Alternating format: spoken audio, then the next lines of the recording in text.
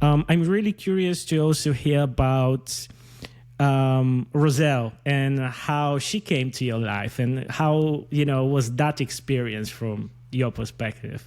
Considering obviously her importance in your life as well. When I was in kindergarten in Chicago, which you start at the age of 4 years old, my parents and other parents of children who were born prematurely and who were blind got the school district to start a kindergarten class. And we learned some basic skills in there. I learned how to read Braille in kindergarten in Chicago, and I learned other things. The problem was that the next year we moved to California, and California didn't have any programs where I lived for blind children. And so it wasn't until the fourth grade that I got the opportunity once again to start getting books in Braille and so on. I also didn't have any skills. I had not learned how to use a white cane or any of the typical tools that blind people did because none of that was available. But I learned to listen, and so I learned how to walk around my neighborhood. I learned to ride a bike. I rode a bike around my neighborhood, rode a bike to school, traveled around the school without any problem. But when we were going into high school, we just kind of discovered that that was going to be a lot bigger environment. And we had met someone who knew about guide dogs and who had a guide dog and who actually helped me, I think, get into the program at a guide dog school, which I did, school called Guide Dogs for the Blind in San Rafael, California. So going into high school, I had a guide dog. That was my first dog. His name was Squire. And I began using guide dogs. So you need to understand what a guide dog does and what a guide dog does not do.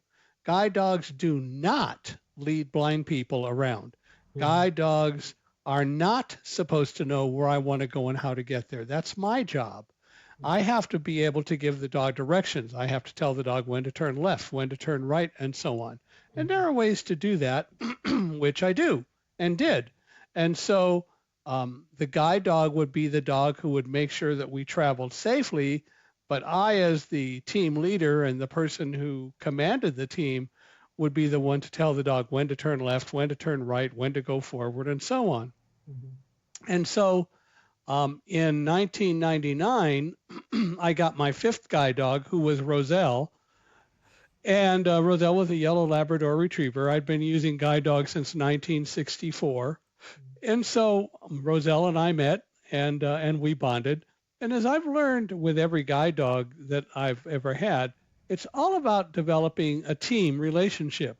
The dog and the person have to become a good, close-knit team. I have to respect the job the dog does and what the dog does, and I expect the dog to respect what I do and why I do what I do. And so the dog looks to me to give it direction. The dog looks to me to be the team leader, but I also respect the dog for the job that it does. And so again, it's not the dog's job to know where I want to go and how to get there. The dog's job is to make sure that we walk safely. And that's what all of my guide dogs, including Roselle, and then even today my current guide dog, which is number 8, Alamo, what they do. Amazing. Being able to, to have so many guide dogs through your life, is it safe to assume that they all have like different characters and you have different ways to bond with them, and it's it's always a very personal experience to do that? It's absolutely a personal experience. And yes, they all have different personalities, just like people have different personalities. And so it's my job to figure out how to bond with this, whoever my current teammate happens to be, and to make sure that we work well together. Because it's my job to set the rules and set the expectations for the dog. The dog wants me to do that, and I certainly want to do that as well. Was it difficult for you to get this understanding on the process in order to bond with a dog? Like since you've been a kid, did it take you some time to properly invest yourself into it? I think it takes a good year even today to develop the relationship that works. Dogs love, I think, unconditionally. A lot of people say, dogs unconditionally love. Well, I think that's generally true. but dogs don't trust unconditionally. Dogs are open to trust. They want to trust us, but we have to earn that trust. And likewise, um, we want them to earn our trust. And so it's my job to create the environment to do that.